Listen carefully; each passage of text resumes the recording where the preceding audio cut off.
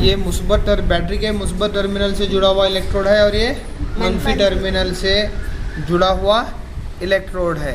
तो हम देखेंगे कि कौन से इलेक्ट्रोड पर तांबे की परत जमा हुई है। कौन से इस पर जमा होती?